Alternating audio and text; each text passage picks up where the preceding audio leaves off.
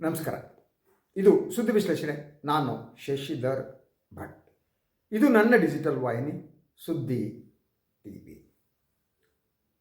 ನಾನು ಸಿನಿಮಾದ ವಿದ್ಯಾರ್ಥಿ.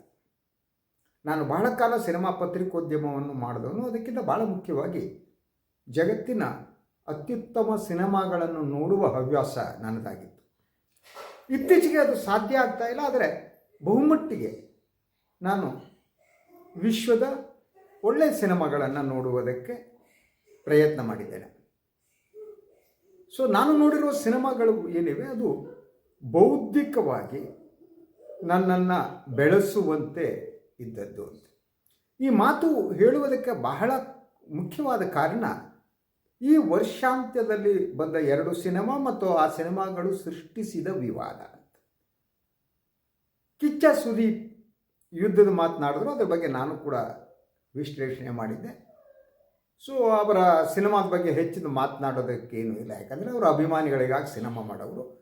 ಅಭಿಮಾನಿಗಳಿಗಾಗಿ ಅವರು ಕೈಯಲ್ಲಿ ಕತ್ತಿ ಹಿಡ್ಕೋತಾರೆ, ಬಂದೂಕು ಹಿಡ್ಕೋತಾರೆ, ಪಿಸ್ತೂಲ್ ಹಿಡ್ಕೋತಾರೆ, ಕಚ್ಚ ಅನ್ನಿಸ್ತಾರೆ. 10 ಜನರನ್ನು ಬಡ ಬಡ ಅಂತ ಹೊಡೆದಾಕ್ತಾರೆ, ಮೇಲೆ ಹಾರ್ತಾರೆ, ಕೆಳಗೆ ಬೀಳ್ತಾರೆ, ಇದೆಲ್ಲ ಮಾಡ್ತಾರೆ. ಹೀರೋಗಳು ಇವರು. ಸೊ ನಾನೀಗ ಮಾತನಾಡೋ ಕೊಟ್ಟಿದ್ದು ಇನ್ನೊಂದು ಸಿನಿಮಾದ ಕುರಿತು. ಅದಕ್ಕೆ ಕಾರಣ ಇದೆ. ಅದು 45 ಸಿನಿಮಾ, ಏನು 3 ನಟರು ಇದ್ದಂಥ ಸಿನಿಮಾ. ಶಿವರಾಜ್ ಕುಮಾರ್ ಅವರು, ಉಪೇಂದ್ರ ಅವರು ಹಾಗೂ ರಾಜ್ ಬಿ ಶೆಟ್ಟಿ ಅವರು. ಈ ಸಿನಿಮಾವನ್ನು ನಿರ್ದೇಶನ ಮಾಡಿದವರು ಅರ್ಜುನ್ ಜನ್ಯ ಅವರು. ನಾನು ಈ ಸಿನಿಮಾ ನೋಡಿಲ್ಲ. ಆದರೆ 2 ಕಾರಣಗಳಿಗಾಗಿ ನಾನು ಅದರ ಬಗ್ಗೆ ಮಾತನಾಡ್ತಿದ್ದೀನಿ. ಒಂದು, ಸಿನಿಮಾದ ನಿರ್ಮಾಪಕರು ಹೇಳಿದ ಮಾತು, ರಮೇಶ್ ರೆಡ್ಡಿ ಅವರ ಅವರು. ಇನ್ನೊಂದು, ರಾಜ್ ಬಿ ಶೆಟ್ಟಿ ಅವರು ಆಡಿರುವ ಮಾತು. ಇದು 2 ಮುಖ್ಯ ಆಗುವುದಕ್ಕೆ ಕಾರಣ ಇದೆ. ಯಾಕೆಂದರೆ ರಾಜ್ ಬಿ ಶೆಟ್ಟಿಯವರು ಡಾಲಿ ಧನಂಜಯರವರು ಹೇಳಿದ ಒಂದು ಮಾತನ್ನು, ಬಡವರಿಗೆ ಸಂಬಂಧಪಟ್ಟ ಹಾಗೆ ಹೇಳಿದ ಮಾತನ್ನು ಇವರು ಇನ್ನೊಂದು ರೀತಿಯಲ್ಲಿ ಅದನ್ನು ಟೀಕಿಸಿದ್ದು. ಹಾಗೆಯೇ ಅವರು ಶ್ರೇಷ್ಠತೆಯ ಮಾತನ್ನು ಆಡೋದು ಪ್ರಾರಂಭ ಮಾಡಿದ್ದು. ಪ್ರತಿಭೆ, ಶ್ರೇಷ್ಠತೆ ಇಲ್ಲಿ ಅಂತ ಮಾತನಾಡೋಕ್ಕೆ ಪ್ರಾರಂಭ ಮಾಡಿದ್ದು. ಸೊ ಆ ಮೂಲಕ ಅವರು ತಮ್ಮ ಮನಸ್ಸು ಏನು ಅನ್ನುವುದನ್ನು ಹೊರಹಾಕಿದ್ದಾರೆ ರಾಜ್ ಬಿ ಶೆಟ್ಟಿಯವರು. ನನಗಿದು ಆಘಾತವನ್ನು ನಿಜವಾಗಿ ಉಂಟು ಮಾಡಿತು. ಯಾಕೆಂದರೆ ರಾಜ್ ಬಿ ಶೆಟ್ಟಿಯವರ ಸಿನಿಮಾವನ್ನು ನೋಡಿ ನಾನು ಖುಷಿಪಟ್ಟಿದ್ದೇನೆ. ಸೂಪರಾಮ್ ಸೋ ಇರಲಿ, ಒಂದು ಮೊಟ್ಟೆಯ ಕತೆ ಇರಲಿ. ಸೊ ಒಬ್ಬ ನಾಯಕ ಈ ಚಾಕ್ಲೇಟ್ ಹೀರೋಗಳ ಕಾಲದಲ್ಲಿ ಅದನ್ನು ಬಿಟ್ಟು ಬೇರೆ ರೀತಿ ಬಂದರಲ್ಲ ಇವರು ಅಂತ ನಾನು ಖುಷಿಪಟ್ಟಿದ್ದು. ಅದರ ಜೊತೆಗೆ ಅವರ ಮ್ಯಾನರಿಸಮ್ಗಳು ಏನಿವೆ ಅದು ಬಹುತೇಕ ಸಂದರ್ಭದಲ್ಲಿ ನಟನೆ ಅಂತ ಅನಿಸಲ್ಲ, ಅವ್ರ ವ್ಯಕ್ತಿತ್ವದ ಭಾಗ ಆಗುತ್ತೆ. ಹೀಗಾಗಿ ನನಗೆ ರಾಜ್ ಬಿ ಶೆಟ್ಟಿಯವರು ಇಷ್ಟ ಆಗಿದ್ದರು. ಸೊ ಅದರ ಜೊತೆ ನಾನು ರಕ್ಷಿತ್ ಶೆಟ್ಟಿ ಕೂಡ ಅಷ್ಟೇ, ಅವ್ರ ಸಿನಿಮಾಗಳನ್ನು ನಾನು ಇಷ್ಟಪಟ್ಟಿದ್ದೇನೆ. ಆದರೆ ಇದೇ ಮಾತನ್ನು ರಿಷಬ್ ಶೆಟ್ಟಿಯ ವಿಚಾರದಲ್ಲಿ ಹೇಳೋಕ್ಕೆ ಸಾಧ್ಯ ಆಗಿಲ್ಲ. ಈ 3 ಜನ ಶೆಟ್ಟರು, ಸೌತ್ ಕೇರಳ ಶೆಟ್ಟರು. ಸೊ ಒಂದು ನನ್ನ ಮುಂದಿರುವ ಪ್ರಶ್ನೆ, ಈ ಇಬ್ಬರು ಶೆಟ್ಟರು ಏನಿದ್ದಾರೆ, ಒಬ್ಬರು ರಾಜ್ ಬಿ ಶೆಟ್ಟಿ ಅವರು, ಇನ್ನೊಬ್ಬರು ರಿಷಬ್ ಶೆಟ್ಟಿ ಅವರು ಬಹುಮಟ್ಟಿಗೆ BJP ಎಜೆಂಡಾವನ್ನು ಅನುಷ್ಠಾನಗೊಳಿಸುವುದಕ್ಕೆ ಸಿನಿಮಾಗಳನ್ನು ಮಾಡ್ತಿದ್ದಾರೆ. ಸೊ ಈ ಪ್ರಶ್ನೆಯನ್ನು ನಾನು ಬಹಳ ಕಾಲದಿಂದ ಕೇಳ್ಕೊತಾ ಇದ್ದೆ. ಅದು ಕಾಂತಾರ ಸಿನಿಮಾ ಬಂದ ಕಾಲದಲ್ಲಿ. ನಾನು ಅದನ್ನು ಹೆಚ್ಚು ಮಾತಾಡೋಕೆ ಹೋಗಿಲ್ಲ. ಕಾಂತಾರ ಸಿನಿಮಾ ನೋಡಿದೆ ನಾನು. ದಕ್ಷಿಣ ಕನ್ನಡದವರೇ ಆದ ರಿಷಬ್ ಶೆಟ್ಟಿ ಅವರಿಗೆ ದಕ್ಷಿಣ ಕನ್ನಡದಲ್ಲಿ ಈ ಭೂತದ ಕೋಲ ಭೂತ ಏನಿದೆ ಅದರ ಆಚರಣೆ ಹೇಗೆ ಪ್ರಾರಂಭ ಆಯಿತು ಅನ್ನುವ ಅರಿವು ಅವರಿಗೆ ಇದೆಯೋ ಇಲ್ಲೋ ಗೊತ್ತಿಲ್ಲ ಅಂತ.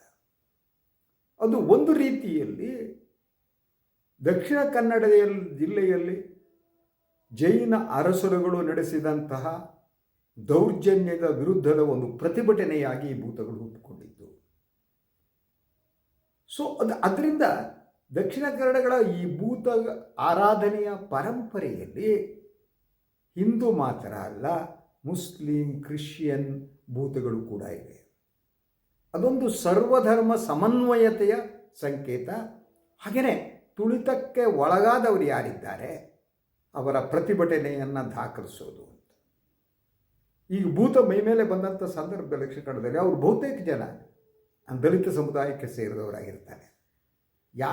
ಯಾವಾಗ ಈ ಭೂತದ ಕೋಲ ನಡೆಯುತ್ತೋ ಆಗ ಆ ಊರಿನ ಮೇಲ್ಜಾತಿಯ ಜನ ಶ್ರೀಮಂತರು ಬಂದು ಭೂತ ಬಂದಂತಹ ದಲಿತನಿಗೆ ನಮಸ್ಕಾರ ಮಾಡ್ತಾರೆ, ಆತನ ಮಾತನ್ನು ಕೇಳ್ತಾರೆ.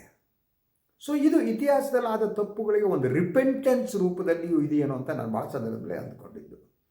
ಆದರೆ ರಿಷಬ್ ಶೆಟ್ಟಿಯವರು ಕಾಂತಾರವನ್ನು ಮಾಡಿದ್ರೆ ಸಿನಿಮಾ ಮಾಡಿದ್ರು, ಅದರಲ್ಲಿ ಹೀಗೆ ಇತಿಹಾಸದ ದೌರ್ಜನ್ಯಗಳು, ದುಃಖ, ಆ ಕತೆ ಅನಾವರಣೆಗೊಳ್ಳೋದಿಲ್ಲ. ಅವರು ಭೂತಕೋಲವನ್ನು ಒಂದು ಮಾರಾಟಕ್ಕೆ ಇಟ್ಟಿದ್ದು ಮತ್ತು ಭೂತಕೋಲದ ನಂತರ ತಮ್ಮ ಇಡೀ ಕಾಸ್ಟ್ಯೂಮನ್ನು ಬದಲಿಸಿಕೊಂಡು ಭಾರತೀಯ ಕಾಸ್ಟ್ಯೂಮ್ ಅಡ್ಡಪಂಚೆ ಇದನ್ನು ಉಟ್ಕೊಂಡು ದೇವಸ್ಥಾನಗಳು, BJP ನಾಯಕರನ್ನು ನೋಡಿದ್ದು, ಎಲ್ಲ ದೇವಸ್ಥಾನಗಳಿಗೆ ಭೇಟಿ ಕೊಟ್ಟಿದ್ದು, ಒಂದು ರೀತಿ ಸನಾತನ ಧರ್ಮದ ಐಕಾನ್ ಆಗುವ ರೀತಿಯಲ್ಲಿ ಅವರು ವರ್ತನೆಯನ್ನು ಪ್ರಾರಂಭಿಸಿದ್ದು. ಅಂದರೆ ಈ ಸನಾತನ ಧರ್ಮ ಅನ್ನುವ ಮಾತೇನಿದೆ ಅದು ಸಾಧಾರಣ 2018-19 ನಂತರ BJP ಅದನ್ನು ಪ್ರಸ್ತುತತೆಗೆ ತಂದಿದೆ ಅಂತ. ಮೊದಲ ಸನಾತನ ಧರ್ಮ ಅಂತ ಮಾತು ಯಾರು ಆಡ್ತಿರಲಿಲ್ಲ.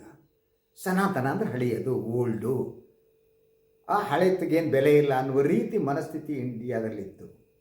ಆ ಮನಸ್ಥಿತಿಯನ್ನು ರಾಜಕೀಯ ಕಾರಣಕ್ಕಾಗಿ BJP ಅದನ್ನು ಬದಲಿಸ್ತಾ ಹೋಯಿತು. ಸೊ ಇದಕ್ಕಿದ್ದಾಗೆ ಸನಾತನ ಸನಾತನ ಸನಾತನ ಅನ್ನುವುದನ್ನು ಪ್ರಚಾರ ಮಾಡ್ತಾ ಅದಕ್ಕೆ ರಾಜಕೀಯ ಲಾಭವನ್ನು ಪಡೆಯೋದು ಪ್ರಾರಂಭ ಮಾಡ್ತು.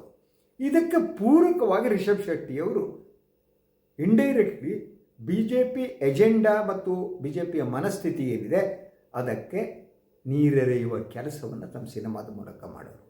ಅದು ನನಗೆ ಆಶ್ಚರ್ಯ ಕೂಡ ಆಗಿಲ್ಲ. ಯಾಕಂದರೆ ಭಾರತದಲ್ಲಿ ನೀವು 2014 ನಂತರ BJP ಎಜೆಂಡಾಗಳನ್ನು ಅನುಷ್ಠಾನಗೊಳಿಸುವ ಪ್ರಪೋಗಂಡಾ ಸಿನಿಮಾಗಳು ಬರೋದಕ್ಕೆ ಪ್ರಾರಂಭ ಮಾಡಿದ್ವು. ಆ ಪ್ರಪೋಗಂಡಾ ಸಿನಿಮಾಗಳೇನಿವೆ ಅದು BJP ಎಜೆಂಡಾಗಳನ್ನು ಅನುಷ್ಠಾನಗೊಳಿಸೋಲ್ಲ. For example you take Kashmir Files ಇರಲಿ, ಕೇರಳ ಫೈಲ್ಸ್ ಇರಲಿ, ಪಶ್ಚಿಮ ಬಂಗಾಳಕ್ಕೆ ಸಂಬಂಧಪಟ್ಟಿರಲಿ, ನಂತರ ಇನ್ನೊಂದು ರೀತಿ ಈ ಆಕ್ಸಿಡೆಂಟಲ್ ಪ್ರೈಮ್ ಮಿನಿಸ್ಟರ್ ಅಂತ ಮನಮೋಹನ್ ಸಿಂಗ್ ಅವರ ಮಾನ ಹರಾಜಕ್ಕೆ ಮಾಡೋದು. ಅಂದರೆ BJP ಸಿನಿಮಾವನ್ನು ಅಥವಾ ಸಾಂಸ್ಕೃತಿಕ ಲೋಕವನ್ನು ತನ್ನ ಕಬ್ಜಾಗೆ ತೆಗೆದುಕೊಂಡಿದ್ದು ಅಂತ. ಸಾಂಸ್ಕೃತಿಕ ಲೋಕವನ್ನು ಕ್ಯಾಪ್ಚರ್ ಮಾಡಿಕೊಂಡು ಸಿನಿಮಾ ಮೂಲಕ ತಮ್ಮ ರಾಜಕೀಯ ದಟ್ ಆಸೆ ಆಕಾಂಕ್ಷೆಗಳನ್ನು ಅದನ್ನು ಈಡೇರಿಸಿಕೊಳ್ಳೋದು. ಹಾಗಾಗಿ ಎಲ್ಲೆಲ್ಲ ರಾಷ್ಟ್ರ ಪ್ರಶಸ್ತಿಗಾಗಿ ಹೊಸ ಹೊಸ ನಿರ್ದೇಶಕರೇನು ಹುಟ್ಟಿದ್ರು ಅವರೆಲ್ಲ ಪ್ರಪಗಂಡ ನಿರ್ದೇಶಕರು ಅಂತ. ಅದು ಯಾರೋ ಭಾರದ್ವಾಜ, ಇನ್ನೊಬ್ಬನು ಮತ್ತೊಬ್ಬನು, ಈ ಟೈಪ್ ಸಿನಿಮಾ ತೆಗೆದು. ಸೊ ರಾಷ್ಟ್ರ ಮಟ್ಟದಲ್ಲಿ ಅದು ನಡೀತಾ ಇದ್ದಂಥ ಇಂಥ ಪ್ರಪಗಂಡ ಇದೇನಿದೆ ಅದು ಈಗ ಇನ್ನೊಂದು ಹಂತದಲ್ಲಿ ದಕ್ಷಿಣದಲ್ಲಿ ವಿಸ್ತರಿಸಿದ್ದು, ಕನ್ನಡಕ್ಕೂ ಬಂದಿದ್ದು. So thanks to Rishab Shetty ಅವರು ಈ ಸನಾತನ ಸಿನಿಮಾಗಳೇನಿವೆ ಆ ಮೂಲಕ BJPಗೆ ಲಾಭವಾಗುವಂಥ ಮತ್ತು ಸಾಂಸ್ಕೃತಿಕ ಲೋಕವನ್ನು ಕ್ಯಾಪ್ಚರ್ ಮಾಡಿ ಮೋದಿ ಅಮಿತ್ ಶಾ ಅವರ ಕಾಲು ಬುಡಕ್ಕಿಡುವ ಕೆಲಸವನ್ನು ಪ್ರಾರಂಭ ಮಾಡಿದರು. ಅವರ 2 ಕಾಂತಾರ ಸಿನಿಮಾಗಳ ಕೂಡ ಅಷ್ಟೇ. ಅದು ದಕ್ಷಿಣ ಕನ್ನಡದ ಶ್ರೀಮಂತ ಜನಪದ ಪರಂಪರೆ, ಆ ಜನಪದ ಪರಂಪರೆಯ ಹಿಂದಿರುವ ಗಾಯ, ನೋವು ಅದನ್ನು ಯಾವುದೂ ಟಚ್ ಮಾಡದೆ ಅವರು ಇದ್ದಕ್ಕಿದ್ದಾಗೆ ವೈಭವೀಕರಿಸ್ತಾ ಅವರು ಹಣ ಮಾಡಿಕೊಂಡ್ರು, BJPಗೂ ಲಾಭ ಮಾಡಿಕೊಂಡ್ರು. ನನಗಿದು ಸ್ವಲ್ಪ ಮಟ್ಟಿಗೆ ಶಾಕ್ ಆಯಿತು ಅವಾಗ. ಇದು ಆದ ಮೇಲೆ, ಯಾಕೆಂದರೆ ಅವ್ರ ಸಿನಿಮಾ ನಾನು ಬೆಲ್ ಬಾಟಮ್ ಸಿನಿಮಾ ನೋಡಿ ಖುಷಿಪಟ್ಟಿದ್ದೆ. ಅವ್ರ ಕೆಲವು ಸಿನಿಮಾಗಳು ನಾನು ಇಷ್ಟಪಟ್ಟಿದ್ದೀನಿ, ಈ ಎಜೆಂಡಾಗಳು ಇಲ್ಲದಿರುವ ಸಿನಿಮಾಗಳು. ಅದರಂತೆ ನಾನು ಈ 3 ಶೆಟ್ರು ಏನಿದ್ದಾರೆ ಇವರು ಭಾಳ ಅದ್ಭುತ ಕ್ರಿಯಾಶೀಲರು ಅಂತಾರೆ. ಅವ್ರ ಬಗ್ಗೆ ನನಗೆ ಅಪ್ರಿಸಿಯೇಷನ್ ಇತ್ತು. ರಕ್ಷಿತ್ ಶೆಟ್ಟಿ ಹಾಗೆ ನೋಡಿದರೆ ಈಗ ಅವರು ಇತ್ತೀಚೆಗೆ ಸಿನಿಮಾ ಮಾಡಿಲ್ಲ, ಅವರು ಸ್ಕ್ರಿಪ್ಟ್ ಮಾಡೋದ್ರಲ್ಲಿ ನಿರತರಾಗಿದ್ದಾರೆ. ಅವರ ಸಿನಿಮಾಗಳು ಇನ್ನೂ ಕೂಡ ಈ ಸನಾತನ ಧರ್ಮ ಎಂಟ್ರಿ ತಗೊಂಡಿಲ್ಲ ಅಂತ ಅಂದ್ಕೊಂಡಿದ್ದೀನಿ ನಾನು. ಸೊ ಅವ್ರದ್ದೆಲ್ಲ ಸಿನಿಮಾ ನೋಡಿಲ್ಲ, ಕೆಲವು ನೋಡಿದೆ, ಮಿಸ್ ಆಗಿದೆ. ಅದರಿಂದ ರಕ್ಷಿತ್ ಶೆಟ್ಟಿ ಸಿನಿಮಾದಲ್ಲಿ ಇದು ಇಲ್ಲ. ಈಗ ಈ ರಾಜ್ಬಿ ಶೆಟ್ಟಿ ಅವರು ಈ ಒಂದು 45 ಸಿನಿಮಾ ಬಿಡುಗಡೆ ಸಮಯದಲ್ಲಿ ಏನು ಚಾನಲ್ಗಳಿಗೆ ಹೋದ್ರಲ್ಲ, ಅಲ್ಲಿ ಅವರು ಆಡಿರುವ ಮಾತುಗಳು ಶಾಕಿಂಗ್ ಆಯಿತು. ಅದು ಒಂದು ರೀತಿಯಲ್ಲಿ ನಾಗಪುರದವರು, ಸಂಘ ಪರಿವಾರದವರು ಮಾತನಾಡುವ ರೀತಿ ಇದೆಯಲ್ಲ, ಅದು ಜೊತೆಗೆ ಈ ಮೇಲ್ಜಾತಿಯ ಒಂದು ಅಹಂಕಾರ ಅನ್ನೋದಿರುತ್ತೆ. ಅವರಿಗೆ ಶ್ರೇಷ್ಠತೆಯ ಭ್ರಮೆ ಇರುತ್ತೆ. ನಾವು ಶ್ರೇಷ್ಠರು, ಇನ್ನೊಬ್ಬರು ಶ್ರೇಷ್ಠರಲ್ಲ ಅಂತ. ಸೊ ಬಹುತೇಕ ಜನ ಈ ಮೀಸಲಾತಿ ವಿರೋಧ ಮಾಡುವವರು ಅದನ್ನೇ ಹೇಳೋದು, ಅರ್ಹತೆಯ ಮೇಲೆ ಬರಬೇಕು ಅಂತ ಹೇಳುವ ಮೂಲಕ ನಾವು ಮಾತ್ರ ಅರ್ಹತೆ ಇರುವವರು ಅನ್ನುವ ವಾತಾವರಣ ಸೃಷ್ಟಿ ಮಾಡೋದು. ಯಾವ ಮನುಷ್ಯನಿಗೆ ಅವಕಾಶ ಸಿಗುತ್ತೋ ಅವಕಾಶ ಸಿಕ್ಕವನು ಶ್ರೇಷ್ಠನಾಗ್ತಾ ಹೋಗ್ತಾನೆ. ಈ ಶ್ರೇಷ್ಠತೆ ಅನ್ನುವುದು, ಪ್ರತಿಭೆ ಅನ್ನುವುದು ಯಾರ ಅಪ್ಪನ ಮನೆಯ ಆಸ್ತಿ ಕೂಡ ಅಲ್ಲ. ಆದರೆ ಈ ರಾಜ್ಬಿ ಶೆಟ್ಟಿ ಮಾತನಾಡಿದ ರೀತಿ ಏನಿದೆ ಅದರಲ್ಲಿ, ಸೊ ಇದು ಮುಖ್ಯ. ಬಡವರ ಮೇಲೆ ಅವರು ಡಾಲಿ ಧನಂಜಯ ಹೇಳಿರುವ ವಾಕ್ಯ ಏನಿದೆ ಅದನ್ನು ಇಂಡೈರೆಕ್ಟ್ಲಿ ಮಾಡೋದು. It was shocking, really shocking. ನನ್ನ ಸಿನಿಮಾ ನೋಡಿಲ್ಲ, ಆದರೆ ಅದಾದಮೇಲೆ ಇದ್ದಿದ್ದೇನೆ ಗರುಡ ಪುರಾಣದ ಮೇಲೆ ಈ ಸಿನಿಮಾ ಇದೆ ಅಂತ ಅಂದರು. ಸೊ ನಾನು ಅಲ್ಲಿ ವಿಮರ್ಶೆಗಳು ನೋಡಿದೆ. ಗರುಡ ಪುರಾಣ ನನಗೂ ಸ್ವಲ್ಪ ಗರುಡ ಪುರಾಣ ಗೊತ್ತೋದು. ಸೊ ಅದರಲ್ಲಿ ಎಷ್ಟು ಸತ್ಯ ಏನು ಈಗ ನಾನು ಇದು ಮಾಡೋಕ್ಕೆ ಹೋಗಲ್ಲ. ಯಾಕೆಂದರೆ ಒಂದು ರಿಲಿಜನ್ ಅನ್ನೋದೇನಿದೆ ಅದರಲ್ಲಿ ಒಳಗಡೆ ಭ್ರಮೆ ಕೂಡ ಇರುತ್ತೆ. ಅದು ಭ್ರಮೆಯನ್ನು ಸೃಷ್ಟಿಸ್ತಾ ಹೋಗುತ್ತೆ ಮತ್ತು ಉತ್ತರ ಗೊತ್ತಿಲ್ಲದ ಪ್ರಶ್ನೆಗಳಿಗೆ ಉತ್ತರ ಕೊಟ್ಟಂತೆ ಮಾಡುತ್ತೆ. ರಿಲಿಜನ್ ಅದೇನೆ ಯಾವಾಗ ವಿಷಯ ಗೊತ್ತಿಲ್ಲದಕ್ಕೆಲ್ಲ ಉತ್ತರ ಕೊಡುತ್ತೆ.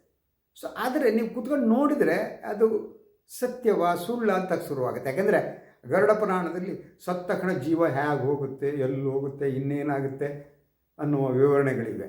ಬಟ್ ಅದು it is not been tested ಅಂತ. ಅದು ಯಾರು ಟೆಸ್ಟ್ ಮಾಡಿಲ್ಲ, ಯಾಕಂದರೆ ಸತ್ತವ್ರು ಯಾರು ವಾಪಸ್ ಬಂದಿಲ್ಲ ತಾನೆ. ಆದ್ದರಿಂದ ಸತ್ಯನ ಸುಳ್ಳು ಅನ್ನೋದು ಬೇರೆ.